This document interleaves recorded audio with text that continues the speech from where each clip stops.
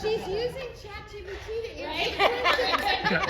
There you go. Got a feisty moderator here. She's my research advisor, we hope. So she can give me crap. Act like you want to be here. Okay, alright, so actually that's funny because we did just chat GPT some questions for y'all. So I'm gonna start with challenges and solutions. So the first question I have, anybody is open to answering. What do you see is the most significant, am I too loud? No, we're good. Okay. She asked me, I'm sorry. Oh, Chin was disruptive. and now I have to start over. And we're gonna be here longer and y'all are gonna get your break. Okay. What do you see as the most significant barrier to entry for students in computer science education today? Okay, we'll go with me, all right. Yeah. So about 5th grade girls tend to start dipping in confidence. And do you realize you do not get your confidence back until age 45 and you don't give a damn about anything? that is the statistically, yeah, really. Rocks went ahead and actually calculated it and said that if we do not hit these girls, and we have to do more than just, yay, you're a great job. We have to validate them. We can't just like sugarcoat stuff. We need to show them that yes, they can do it. Here are the skills that you've mastered to do this stuff so that you can go up in that next level and realize I'm the only female in my classroom. Okay, I am the only female computer science teacher there's in the district, and I swear to goodness, half the time because I do not have a tallywhacker, they will not listen to me.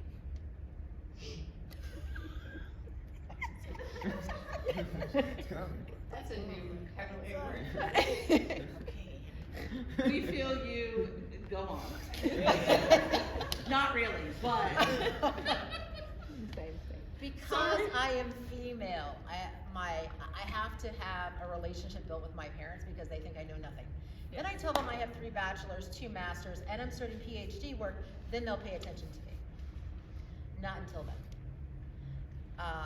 When I found out I had a biology degree and I was teaching computer science, what's the connection between the two? And I said, well, the connection between the two is, you know, those programs that are being the human genome. Well, they need to have computers in which to analyze that data. So there you go. Okay, so we know that we have an issue with girls, so that demographic, and especially at 5th grade, and we start losing them from there, and it's all downhill as far as how many we can get into our programs. Have you done anything for 5th grade that you think has been successful that we can start doing? Yes, so if you come to our talk at 3:30, we'll be talking more about this. I'm glad I segued. Sorry, thank you, I appreciate that.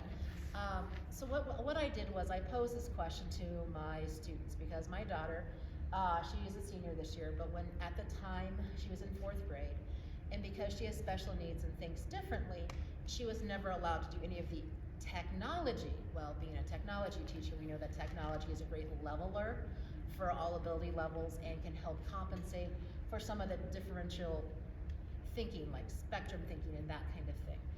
And I posed this to my students and said, so what do we do about this? And my students came up with, well, let's go get grants. Let's write grants. Let's go ahead and start teaching these kids if no one else wants to teach them. So my students and I, for the past 5 years, and you will see in our presentation, have done a lot of stuff. We have, and thanks to my husband, we have a $15,000 mobile classroom lab that will go pre-K to high school. So we have 38 Raspberry Pis, 16 Arduinos, 10 circuit playgrounds, 12 B-bots for our preschool. It'll go along with the book called How to Code a Sandcastle. Highly recommend it, love that book. We've been successfully teaching preschool students. We can actually, in 2 days, teach a whole entire building with STEM-related task, grade appropriate, student-driven lessons. Tory, Shanti? Oh, after that, I don't know. I'm sorry, you told me to go, you both looked at me. I was happy to go last. Think about where you came from or where you are now. What barriers or what do you think are the biggest barriers for your students? I would say the biggest barriers at my previous district was access. The biggest thing was access. There was no, well, there was computer science, but it was very limited. And then when it was an opportunity to have it again, it was access, and it was, am I able to do it? That's the biggest thing, because if there's no one there to teach it, how can you get access to it? The second one is, once it's there, it's that stereotype of what is a computer science person who can do computer science.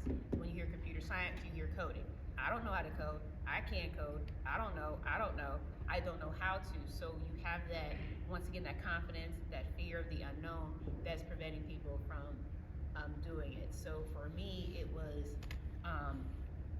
the first year I did it, when I was in East Cleveland, it was, well, I'm gonna just give you 20 kids. That's fine, give me 20.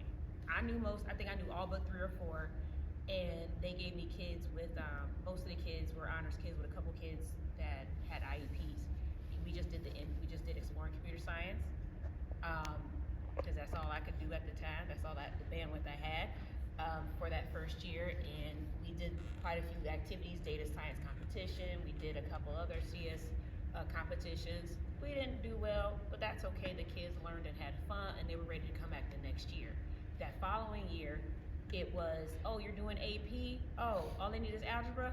Take all the honors 9 kids that took algebra in 8th grade. I'm like, okay. And then they added some other kids as well for that first class, and that really helped. And I had 42 kids take the AP course for AP principles, and for East Cleveland to have anybody get above a 1 is a miracle. I had, out of 42 kids, I had 4 that passed, got a 3. 4 got a 3. 26 got a 2. And the confidence in these kids getting that, and the district celebrated it, and mind you, me and the kids were so sad because we just knew we did better than that. But the confidence that the kids had after that was unreal. I mean, I had a young lady who was scared to take it, and she cut class for 2 weeks. I found her and I said, well, you ain't got a choice, because I told the kids, I threatened the rest of my class if they don't tell me where she is, so we gonna keep that under wraps. No children were harmed in that threat, though. I threatened their grades. I said, everyone has an F until you tell me where she is. So they fessed up quickly. And I brought her back in, she ended up getting a 2. You know, following year, she's taking Algebra 2, and she told the teacher, I took AP and got a 2. How dare you give me worksheets? I'm better than this. And I said, what? Told that man that? She said, I did. And he gonna give me some work, because what is this worksheet? I can do better than this. So that's that confidence that came out of that too, was phenomenal. And now, she walked with her head up higher, and the kids, started coming back and doing more challenging things and doing more independent work. And I asked them, what do you want to do next? And that's how I built the program, because they told me what they want to do on the next level. So we did game design in Unity, and it flopped, but that's okay, because we got through it. We did cybersecurity. We started doing IT and working with tech core and data science, and adding more classes. And it was great because the kids were guiding me through everything. So that's how I broke those barriers. And with that, they were able to, then doing TEALS also helped too, because we had someone from the outside come in and help explain. But it allowed for them to grow and compete. And during COVID, during data science, the kids, we got 2nd place. And they were happy with 2nd because they beat Solon, and they celebrated. They was like, we beat Solon, so we don't care. So and that's phenomenal, let me tell you, which is hard to beat. They're hard to beat. So they were like, we don't even care if the private girls school won, because we beat Solon, and that's all that matters. And for them to get to that level, and then the next year Solon asked our kids to be a part of their hackathon to help man it and run it, that's awesome. So we went from being no one knows who we are to being this huge powerhouse. And then I just gave it to my colleagues, and I went on to my next endeavor. So now I'm building a computer science program at my new school. So we're just gonna need you to hop from every district. Well, I don't know. They're not gonna let me go too easy, but yes. Tory, what about you? I haven't heard really about, what do you think the barriers are? I would say the barriers that I've seen has been the school itself sometimes, particularly admin and maybe some more traditional teachers. I'm a special education teacher, and I've been told before, the students are not capable of doing X, Y, Z. And anyone who's worked with special ed children know that they're fully capable. They just think differently. And so my first job was in the behavioral class, students with emotional disturbance and trauma. And whenever I would give them work in a worksheet or a book, it would end up ripped or thrown across the room. but I knew they loved computers. And so I was talking done earlier, about how I went to a conference and that saved me from like quitting my job, because I brought back computer science into the classroom and started integrating all their work onto like Nearpod, Classcraft, what's that other one? That like really math one that kids love. It's really fun. It's not Bootstrap. I forget. It's like you can kind of fight other people with it and stuff. Coding Combat? It's not coding. I don't know what it is. I'm sorry. Okay, so I brought it up and I don't even know what it is. But it's Prodigy. There we go. Started using Prodigy. Different things. They got more engaged. They got very excited about school. The behaviors went down. The grades went up. Some of them were able to exit their IEP. And I attribute that all to CS and just kind of finding different ways to engage them into the classroom. Because just knowing that for some students, being at school is already a challenge. And for other students, being at school is the best part of their day. So you kind of, you want to meet them in the middle there and just show them that while you're here with me, we're going to learn, it's going to be fun, you're going to be safe, and I'm open to your ideas. I also have ADHD like my students, so I get bored quickly. So if we're doing a lecture and I'm like just not connecting to them, I can feel it, then we'll switch real quick and jump on the computers and try something else. And when I taught in high school for a second, when I was teaching the English class, we were learning poetry. Yeah, for a second. I went right back to the elementary school. Yeah, oh man. But we were doing poetry and the school gave me like a book to teach out of, normally, and it just was not connecting with them. And I love poetry, I write poetry. So we went outside and I had them use their phones to just take pictures of whatever caught their eye and then use that like as their inspiration to write. Then all of a sudden everybody knew poetry, just like that. Just as I brought it to their world. And I think that the barriers that are being built by some of these schools is out of fear, because they don't know where the computer science person is. Like even when I first got into it, when I applied to be an equity fellow, I just knew I was not gonna get in, because I was like, I don't code, I don't do anything like that. I just use computer science to make class fun for kids, and that was enough. And I'm surprised by how many people come to me for ideas, like, oh, what can I do for my class? Because they're really upset when they come in, and I'm like, oh, well, you can use this site, or you can use the science of mirror neurons and lower the lights. There's like so much computer science involved in how you can make a class more engaging. And it just kind of naturally melts down the barriers, because pretty soon the admin came into class and they're like, oh, you know what? I see what you're doing and I like it, so we're gonna start implementing it more. And that's why I'm the one that comes out to all these conferences now. And I come back and I'm like, all right, we're gonna do this now, we're gonna try this out, this won't work. So I think that's one of the barriers. And another barrier I recently learned of is parents as well. Because if you send them home with some computer science stuff, or I have a STEAM club and a robotics club, and I want to get parents involved, but they're also scared. They're also like, well, I didn't really grow up with computers. I had a typewriter at my first job. And I'm like, oh, you can learn, it's easy. You have a smartphone, it's no different than that. So I think if we just get rid of the stigma behind what a computer science person may be, then the barriers will just naturally just kind of fall away. Yeah. I think, just to add, as a computer science teacher, I think that the freedom that computer science as a topic affords us as teachers, we don't get in a lot of other places. So that has been one really amazing part about computer science. Okay, so my next question, open to anyone. In what ways are you working to create a more inclusive classroom? I know that's a loaded question, right? But I would say, because I'm all about inclusion, I'm a before I became a teacher, I was actually a therapist. So I was actually a school-based therapist. So I actually have a master's in social science administration, which is basically social work from K. So I am, at one point I was a licensed social worker. So I used to be a school-based therapist for K to 7, K to 7? Yes, K to 7 for about 7-8 years before I got into teaching. So for me, it's making sure that every student has the ability to be successful. I don't allow for students to say negativity in the room. I did the whole bullying. I said, only bullying here's me, and I don't bully. I bully with love and kindness. I say the biggest thing is, as far as like AP, there's this big stigma that the kid has to be an honors kid, has to be gifted and count. They have to have these certain codes next to their name, where me, I'm like, I don't care about that IEP. Can you read? Can you write? And not even if you read and write, can you process something? Can you follow directions? Yeah, then you qualify for AP Computer Science. And it has been the greatest thing I've seen is students who have been told no or have had that struggle all their lives, to give them tools they need to be successful in an AP course. They've been able to do it. I had a student who, right when COVID hit, like it was my COVID kids, all 20 of them passed the AP exam.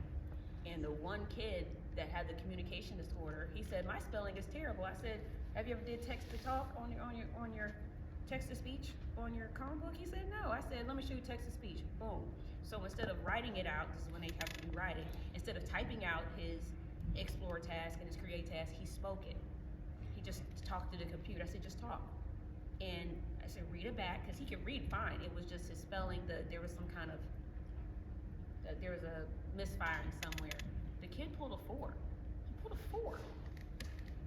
And then the following year, and he only took the class because he had me as his teacher when I taught American history. I had him for American and World History when I taught special ed. So he wanted game design but didn't fit, so he just took AP because he knew he'd be fine in my room. I make sure my room is safe every day. I always ask them how they're feeling. If a kid is having a bad day, put your head down. It's fine. The work will be there. You still got to get my work done, but if you need a moment, take a moment.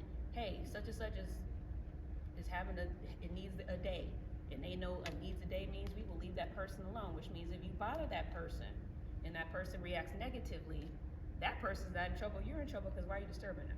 So that's that thing too, is about respecting space. And then in our session, we'll talk about that too, SEL, but also just making things comfortable. I have a safe, I call it a brave space where you can talk and be who you are. And the goal is also we can always agree to disagree. And that's the biggest thing. You can agree to disagree, but we will respect everyone's opinions, whether you like it or not. You don't have to like it, but just listen. And it's not for you to understand and process. So the biggest thing for me is knocking down barriers and giving students the tools they need to be successful and move forward. Yeah. And then that one student right now is at Tri-C, I think in their game design certificate program. And he's using all those tools I gave him to move on and be successful. Yeah. Do you get free copies of his stuff? No, but he did run our Discord channel.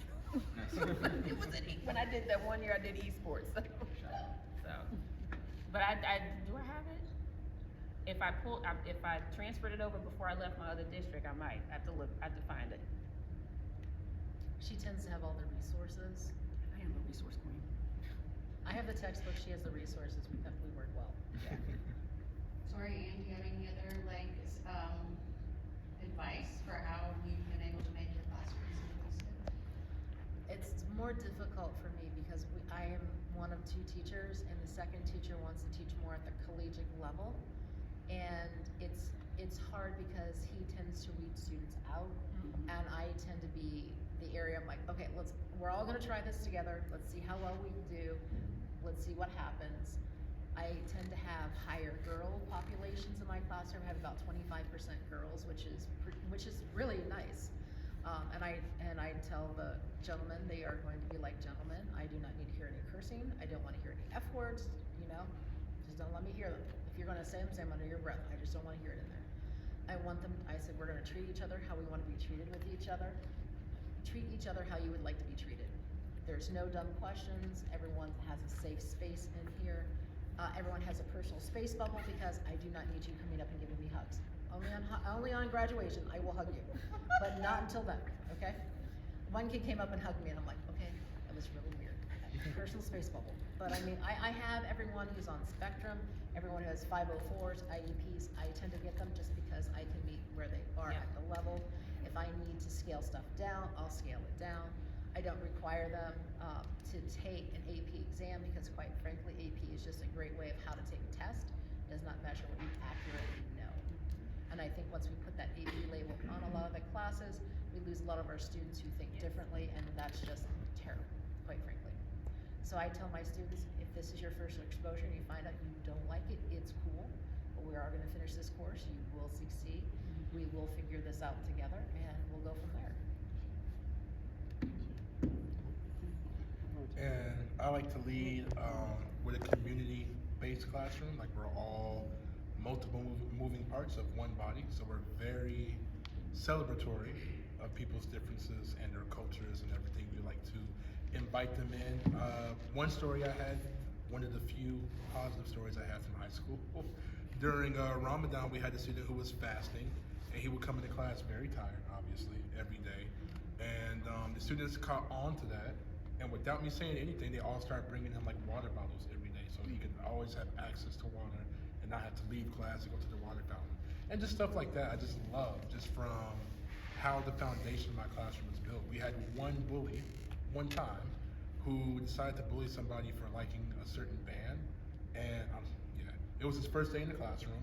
I didn't have to say anything. The kids were on him, like, we don't do that in here. You can go outside with all that mess. And it was so. I think if you lead by example, and I love to have my classroom like one big family. I love talking to my students like their family. We clown around a lot. I'm very close with their parents. I know I have a unique population, so that doesn't work for every teacher who may have like a class of 30 students. But I love it. I love working with my population because I feel like it allows me to get closer and build stronger bonds and build a stronger foundation in my classroom that just spans like year after year. So when people come in, they kind of already catch the vibe. They know what's going on in there. They know that we celebrate everybody's differences, that we don't bully, that if someone comes in and it's like it's totally new to us, something we haven't dealt with before, we're not like, whoa, what's that? We're like, oh, cool, tell us about that. Tell me about yourself. Oh, you have to use, I don't know the exact name of it, but Stephen Hawking had it, like the talk thing. And so that was like our first interaction with that. And we're like, okay, so how does it work? What do you have to do this? What do you have to do that? And they were very excited versus them, us being like, oh, what is that? Is that uncomfortable? They were like, oh, you want to learn about it? So just making those differences exciting and a moment to learn about somebody, I think is what really helps to be more inclusionary or inclusive. So I have a question. This is probably more like because I want to ask it. I'm the moderator, so I can ask it.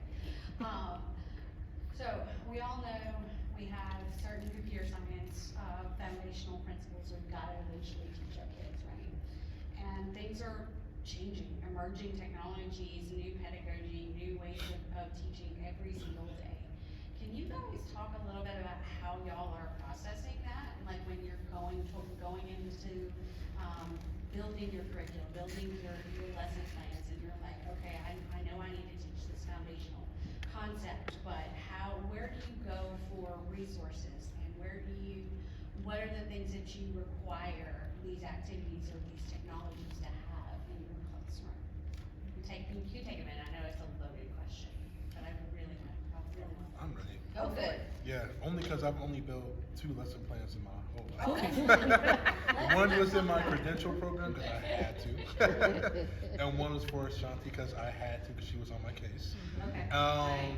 So, gotcha. Give me the Working Lesson plans are not a real thing. Got it. They're not they're a hard thing to do in special education because you can make the most beautiful plan and you have to throw it out the window the next day and try to start it. So I quickly learned like I just gotta be fluid and flexible. And luckily I have a great imagination, so that would help. But I would say since like AI has come out and Shanti introduced me to Google Bard, that helps a lot. Because a lot of times I know what I want to teach, I just don't have the time to sit down and really just like. So I'm like, hey, make me a lesson plan about X, and it's something really random, relating poetry to pizza and hip hop and Abraham Lincoln, and make it work. And I'm like, all right, and it's like, yeah, and put these standards in there, and it will come out as that template. And I'm like, all right, let me move this around a little bit, and then I'm good to go. And the principal's like, man, what a good job. I'm like, oh yeah, I was up all night. So it's great. It's great for last minute stuff. There's been times where I've come in and I found maybe something really cool online I want to print, and the copier is not working because copiers never work at the schools. And so I'm like, all right, well, I have an idea of what I want to teach. Let me get back onto the AI and see if it can help me come up with something.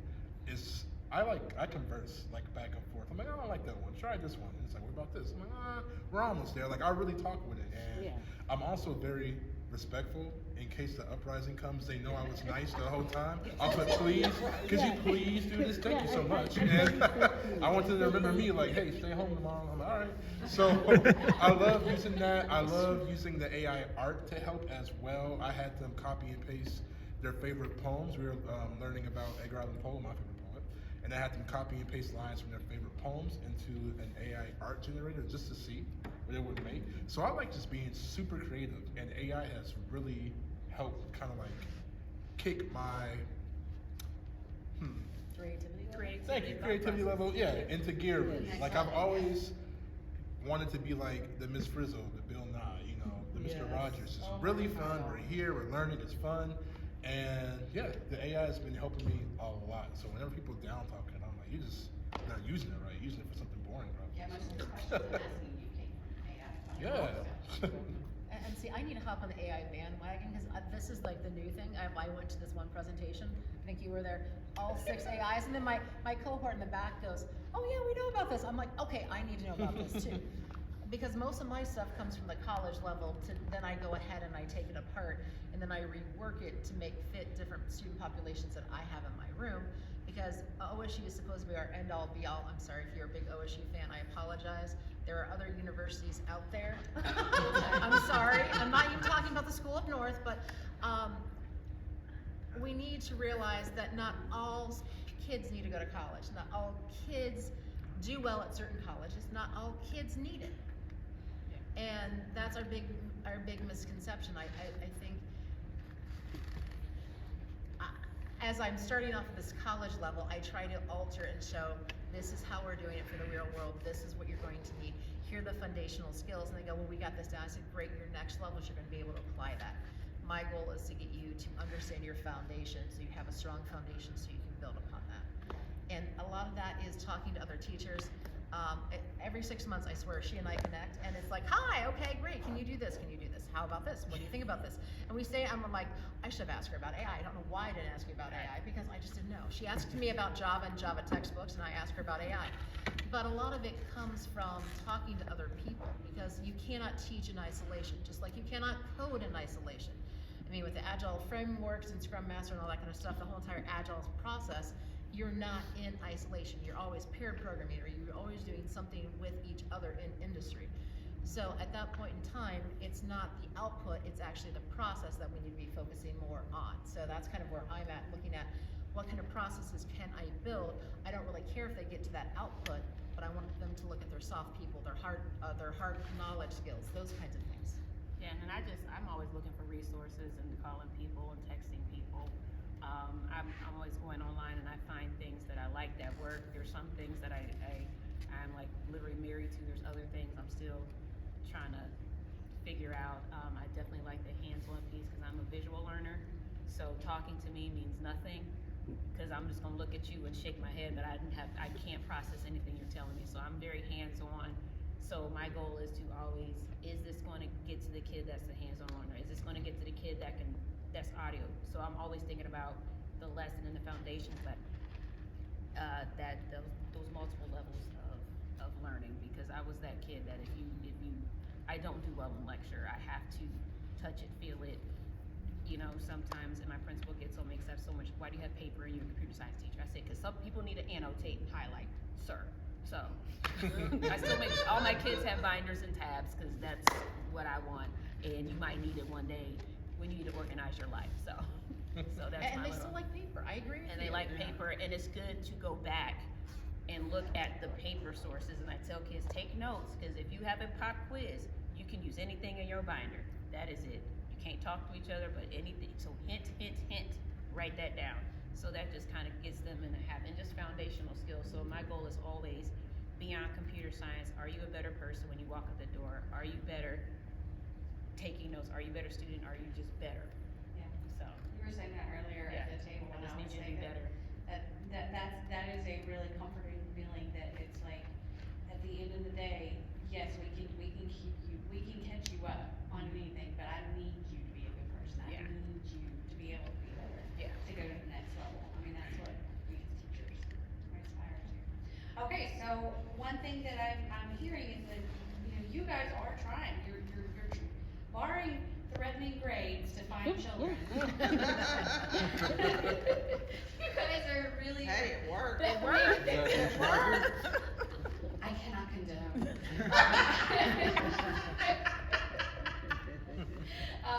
What strategies have you been using to get these people in the door, to get them interested? So you've got students, maybe they're placed in your class because, well, let's face it, that was the only period they had in your class was that class.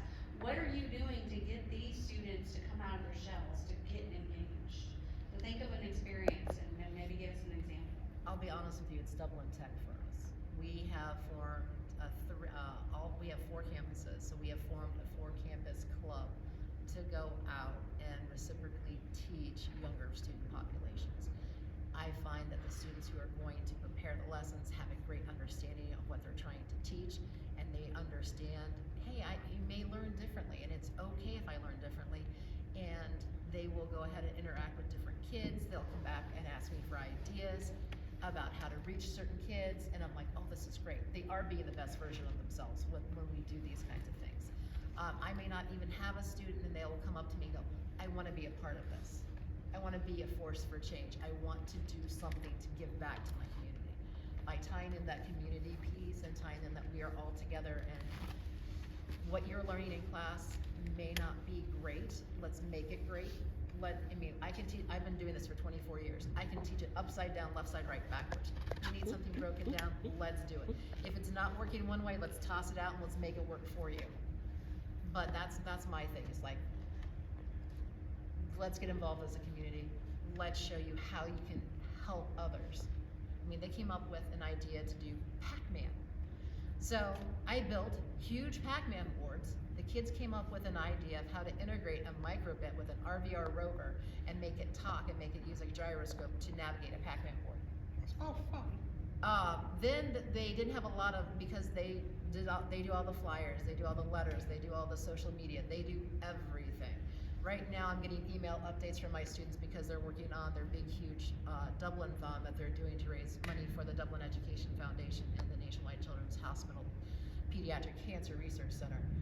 And they're sending out everything. They're doing it all. So they're learning how to manage their time. They're learning how to do everything. I may not ever see them again after one computer science class, but they will come back and they will teach and they will help and they'll be a part of this system. I don't know if that helps, but. You want me to go? I do. I mean, she gotta talk last. I'm sorry. I never know if I'm actually on topic because of my I'm the same way. ADHD. I'm the same way. I'm like sitting here getting blown away by you guys. I'm like thinking, man, they are so together, and I'm like, Oh, I no.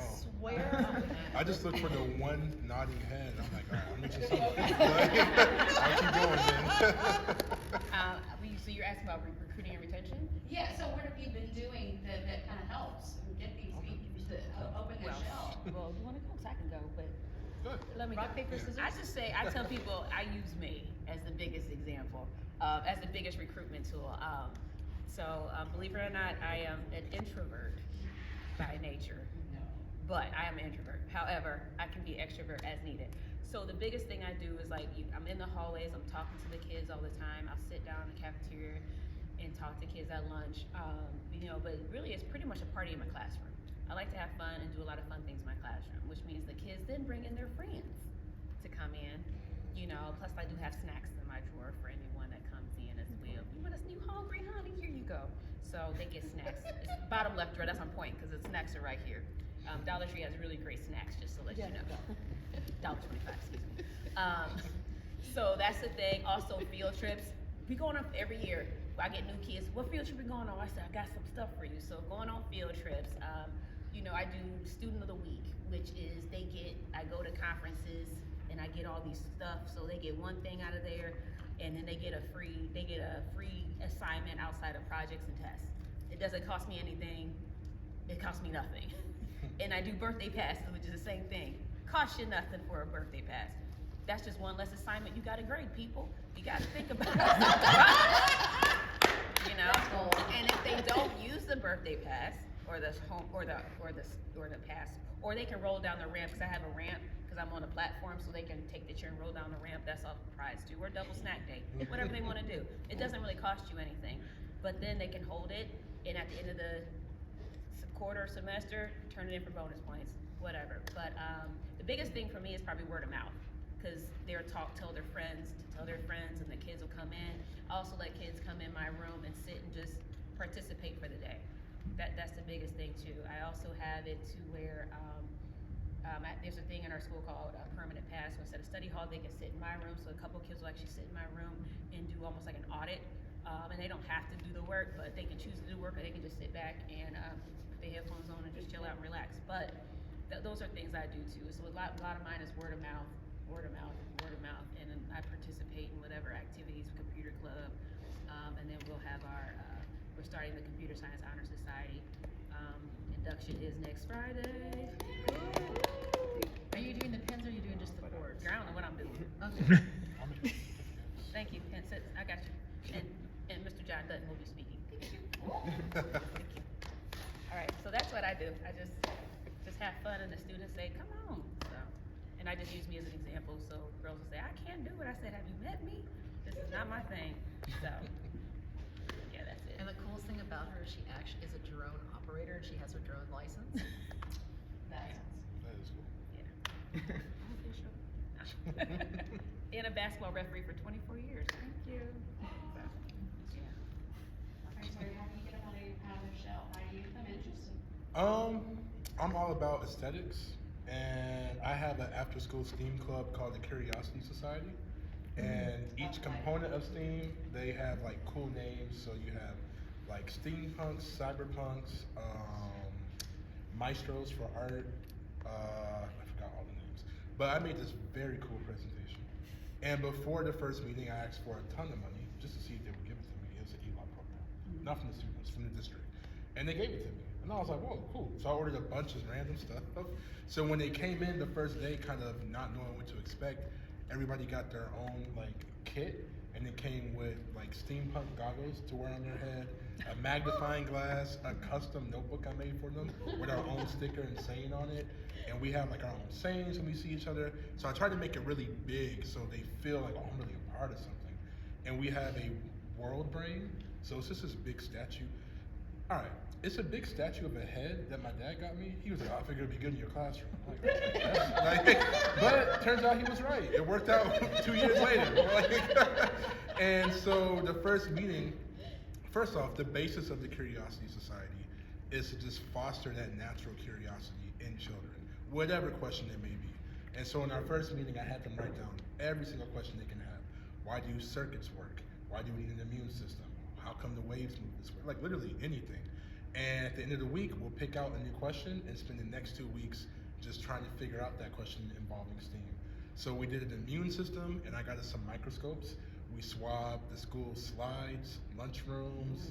We tested the water fountain water, which was surprisingly clean because I was ready to sue the district. And but I was like, oh man, it's clean. And we looked at people's hair. They learned about bug beds. This girl was like, I thought that was fake. I was like, oh. And yeah, bed bugs and just different things. And then we did circuitry. They wanted to learn how wires worked in the wall, so we got some snap circuit kits, and we did that, so that was really cool, so they learned that. So we're always doing something totally different, just to keep that going. And I had a parent come to me, I posted on my LinkedIn a couple weeks ago, I had a parent come to me and tell me that ever since this student started the club, he's a lot more aware of his germs. And so he's like, Dad, we all need toothbrush covers. We need to wipe this stuff down. We need all that. And he's like, thank you for that, because he's like a 5th grade boy now. And he's like, I'm glad he's actually more aware of like what he's doing. And so that made me very happy. Exactly. And so, So there is a biology standpoint there. yeah, there's something. Yeah. And there was a quote I read. I forgot who said it. I honestly forgot who said it. It's one of my favorite quotes too.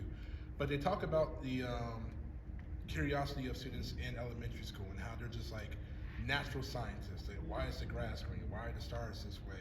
And then by the time they get to high school, it's gone. Yeah, it's And I'm like, what can I do? Because I've worked in elementary school, I've worked in high school, I subbed at the middle school one day, which is why I don't work in middle school. And, Me too. but I was like, that's where it happens. But I was like, if I can get them really excited in 5th grade right before they leave, maybe they'll hold on to it a little bit more. And so that's been the plan. And so far, they've come up to me now, like, I think I want to do cybersecurity. That's really interesting. I think I want to build games. I think I want to work on cars with the computer part.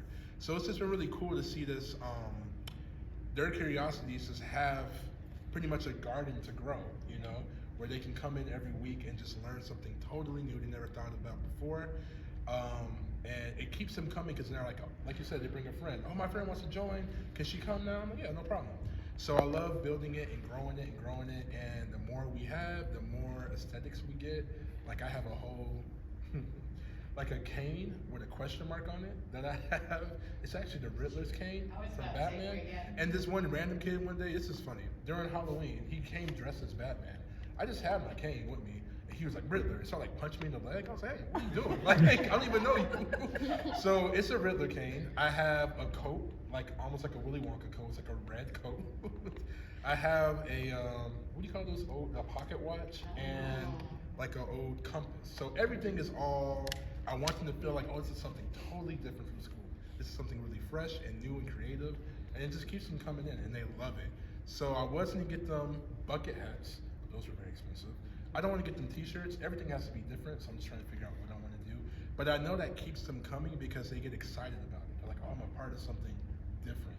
Yeah, there's a video game club and the after-school football club, that's whatever, but we all have matching like backpacks and notebooks and magnifying glasses. So I think doing that just keeps them excited. It keeps me excited, and it keeps it from getting boring at all. And because the World Brain has so many random questions, they never know what's going to come. One week might be coding, the next week might be germs, the following week might be building a camera, a pinhole camera. It's just always something different. So. And just fun fact, Tory has his own sticker you can put on your laptop because it's on my laptop. I need to order some more. Yeah. Tory stickers. He has his own Tory stickers. I get them Just to every let you year. Okay, so I only have a few more questions because I wanted to make sure if anybody had any questions in the audience they could ask.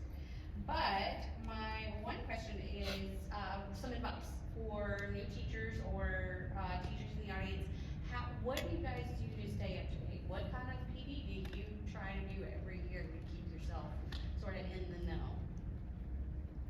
I think it's hard because it took me presenting at this conference to be able to even come here. And if I have to go to CSTA, which you want to go to CSTA because the workshops, phenomenal. I have learned so much. I brought OpenSCAD to do Java coding with 3D modeling. I mean, things that I have learned there, I have taken back into my classroom. It's in the summertime. If I can get my district, which they won't pay for it this year, that's fine. If you can get them to at least just pay the registration costs, CSHS has grants. Since you're opening up a new chapter, I'm surprised you did not apply for one of those grants to get your, at least to get some of it paid for. Oracle also had a grant that you could get stuff paid for. There's a lot of opportunities out there, but it's being creative. When someone tells you no, how can you get around it?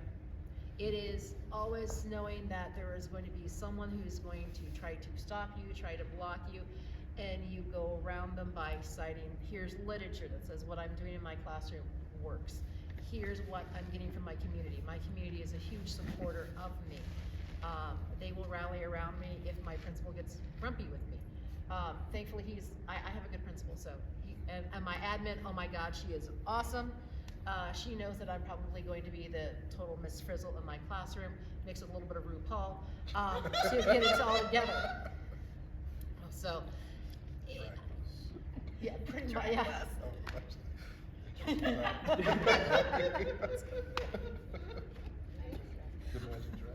Yeah, pretty much. Well, this is sideways. I mean, granted, I am a safe space for a transgender, LGBTQ positive.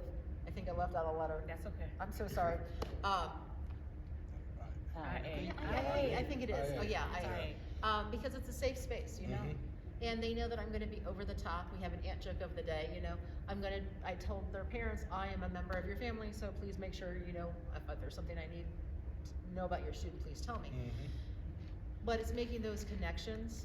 It's going to interact with people, find people. It took Nicole and I don't know how many years have we finally found each other at a celebration of excellence and said, I need to work with you. And it's those connections, and like now I'm like, where has she been all my life, you know? So, well, Shanti, she's like a version of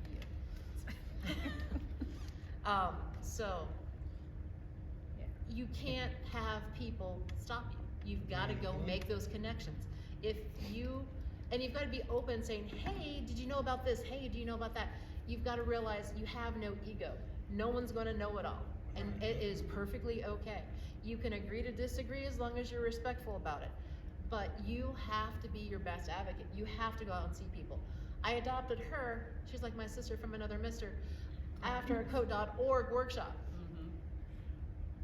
So, I mean, and I went back to their hotel and tried to teach them the concept that we were doing in class, because she goes, how can you knit in class? I'm like, well, I'm kind of Well, I'm in tears, like, what is going on?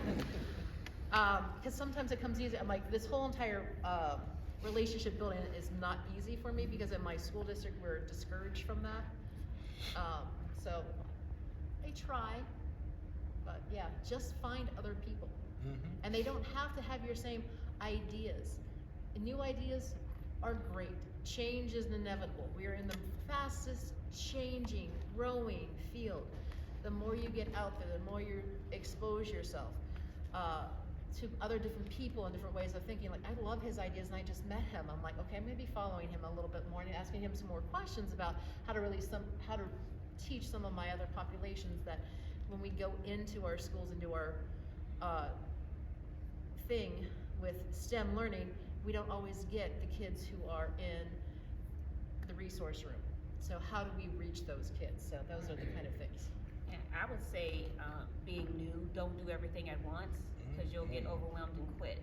So, especially if you're neurospicy like me, I'm undiagnosed neurospicy, but I know I am.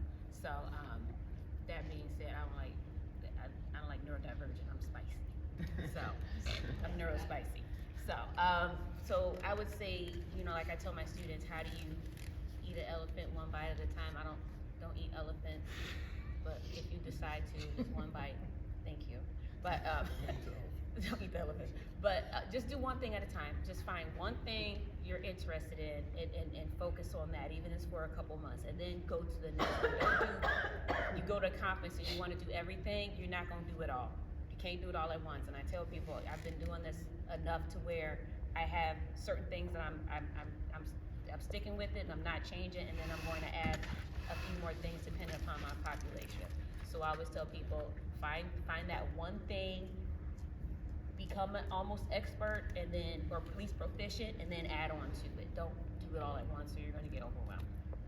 And reach out to other people too. And reach out to other people who already have resources set. I have people like with AP principals, I pretty much have stuff already set up. Oh, you got this? Boom, here you go. Here's a schedule for the create task. Here's a schedule for this. This is how you can break this down. I have resource Cahoots. Like, I'm sending my resources to everybody everywhere, because I want your life to be easier than what it was when I had to do it. So I just, if someone needs it, they're struggling, I will walk anybody through anything. So just ask for help. There's nothing wrong. I ask for help in a heartbeat, and I have no problem asking for help. But on that vein, you're gonna run into some teachers who don't want to share their stuff. And that's okay. And that's okay. And jump over and move on to the next one. Exactly. Leapfrog them. There's no secret about teaching. I'm sorry, we can't do it in a vacuum. So, I mean, we're pretty much open books. I mean, I grabbed all of Shanti's materials, and I'm like sending her textbooks. Don't ask how I got textbooks. But I'm sending you, She sent me textbooks. I'm like, yes, okay, thank you. and she's sending me Cahoots. I'm like, oh, have you tried this? Have you tried that? Have you tried the Ed Puzzle? I'm like, oh, okay, we should do that. Yeah. I know, I told you that. Ever in life. Yeah. I would say it's for new teachers, right? Yes. Yes. I would say a few things. One, the books you read, you know, in your credentialing program will only help you so far. They study only a certain amount of kids, and every kid is different. Every single year is different. Each day is a brand new day for them. Just don't forget, depending on what grade level you teach, don't forget that they are kids. We were once kids. I'm still a very big kid at heart. And so that helps me remember if they're having a tough day, they're tantruming or whatever. I'm like, oh, they probably don't want to be here. They're 9 years old. I don't blame them. I don't want to be here either sometimes. So just lead with grace and understanding. Don't be afraid to try new things. Use your strength. You know, I'm a big gamer, and there's times I'll be playing a video game and something will just click, and I'm like, oh, that makes sense. I'm gonna make a story about this, and I'll go and relate God of War to something, I don't know, and just make it work, because I know that they'll be able to make that correlation, because that's something they're into as well. Art and music as well is really great. I love music. I love music therapy. That was my intro into CS, music therapy and dim lighting, just kind of understanding the science behind that. And after I got deeper into that, I started pairing it with other things. So just don't be afraid to try new things. Don't be afraid to research. Don't be afraid of those teachers who will gatekeep from you. But it's all good because they're using the same books they've been using since '87. And that's why no one likes their class. So just hey, we all have, there's all that one teacher where they're like, oh, I gotta go to. Because I get all those kids now. Yep, and they're in his class and jumping into mine. So. Yeah, and they get excited going into a brand new class. Oh, we actually get to do something here? It's like, yeah, what'd you think this was? So make class fun for you. Like, if you make the class built around your style so you're comfortable in there, they'll feel that, and then they're comfortable in there, and then you guys are learning together. But if you go and you just stand up and you're just talking at them for 2-3 hours, that's horrible for adults. So you can imagine how bad it is for children. So I would say just be as much of yourself in the classroom that's appropriate, because it makes it more of a community because everyone's just comfortable and having a good time. I'm all about having a good time. I walk around campus, pop into random classrooms. Kids love when I come into the classroom because they know they're about to get a break. And so I'll just walk in like, what y'all doing? And the teacher's like, oh, why don't you tell them about your club? And they're like, yes, closing their books all quick and stuff. And so just making connections with the students, with the parents, that's probably the most important thing. Get close with your parents and understand that they're not always angry, they're usually just scared. You know, they're raising these kids as well, and they just want to make sure they have the best academic, career possible.